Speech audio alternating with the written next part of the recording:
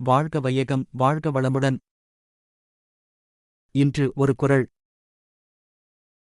அதிகாரம் 12 நடுவு நிலைமை. திருக்குறள் 113. நன்றே தரினும் நடுவிகந்தாம் ஆக்கத்தை அன்றே யொழியவிடல். வரதராசனார் விளக்கம். தீமை பயக்காமல் நன்மையே தருவதானாலும் நடுவு நிலைமை தவறி உண்டாகும் ஆக்கத்தை அப்போதே கைவிட வேண்டும். சாலமன் பாப்பையா விளக்கம். நன்மையே தருவதாக இருந்தாலும் நீதியை விட்டு விலகுவதால் வரும் லாபத்தை அப்பொழுதே விட்டுவிடுக.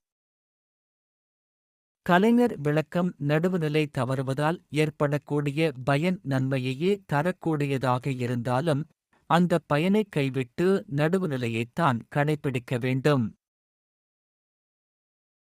Chapter 12 Impartiality. Tirukkural Couplet 113. Though only good it seemed to give, yet gain by wrong acquired, not e'en one day retain explanation forsake in the very moment of acquisition, that gain which, though it should bring advantage, is without equity. வாழ்க வையகம், வாழ்க வையகம், வாழ்க வளமுடன். Like, share, subscribe.